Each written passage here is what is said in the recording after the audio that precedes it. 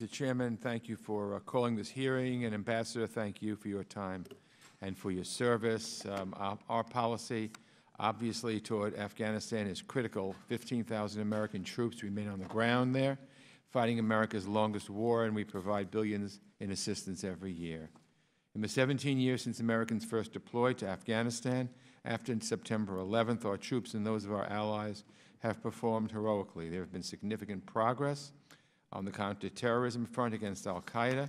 Once estimated as many as 5,000, the number of al-Qaeda fighters in Afghanistan is now thought to be in the low hundreds. Unfortunately, those gains against al-Qaeda aren't comparable to the fight against the Taliban, which most experts consider a stalemate. The Trump administration announced its approach to deal with this stalemate nearly a year ago in what it termed a new strategy for Afghanistan and South Asia.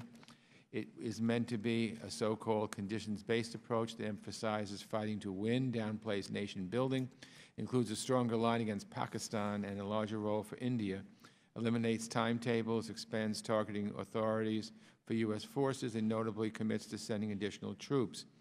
In sum, the administration seems to be planning to escalate the war in order to break the stalemate, forcing the Taliban to the negotiating table. But what happens if that stalemate is not broken? In its April 2018 report, the U.S. Special Inspector General for Afghanistan Reconstruction, what we call SIGAR, found that the share of districts in Afghanistan under government control or influence is 56%. And unfortunately, that ties the lowest level ever recorded by SIGAR. So we need to be honest.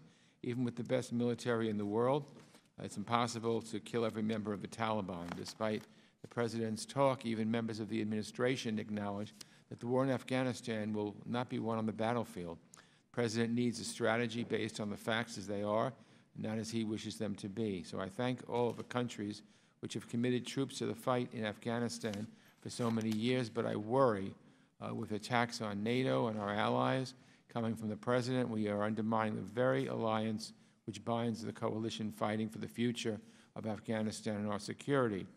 So rather than putting more Americans in harm's way, the administration should focus its resources on achieving a political resolution to the conflict. It's a tough pill to swallow, no doubt about it. Many brave Americans have perished at the hands of Taliban fighters, but the Taliban's continued existence is a fact we need to deal with, and the old adage remains true: you don't make peace with your friends. The Taliban refuses to talk directly with the Afghan government. They view it as illegitimate. That's obviously made progress on reconciliation impossible. However, the Taliban has maintained an interest in talking with the United States, even after the President told the UN Secretary UN Security Council this past January that the U.S. wasn't prepared to talk right now. That's a mistake. If American interests are best served by negotiating directly with the Taliban, then we should stop kicking the can down the road.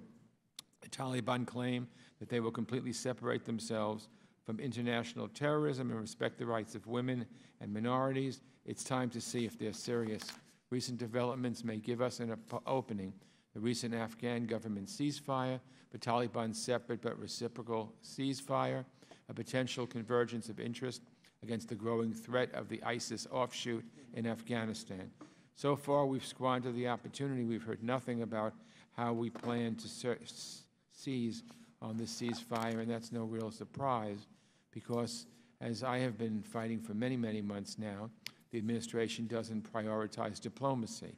State Department Office of the Inspector General found that the Bureau of South and Central Asian Affairs, quote, lost both staff and expertise, unquote, as a result of the reckless hollowing out of the State Department. Among those cuts were the experts on peace talks with the Taliban and reconciliation. So Ambassador Wells, now that the hiring freeze is over, will be interested in hearing how the administration plans to reconstitute this expertise. We cannot miss the next diplomatic opportunity because we don't have diplomats up to the job. And diplomacy is going to be at the center of solving this challenge. After many years of war, it's crystal clear that there is no military solution to end the fighting in Afghanistan. But that doesn't foreclose a path to peace that advances American security interests. Now is the time to make peace and security our #1 goal and to implement a strategy in Afghanistan that will help us achieve it. We owe this to the women and men who serve our country in uniform, to those who gave the ultimate sacrifice fighting this war and to those who perished on September 11th, 2001, in my home city of New York.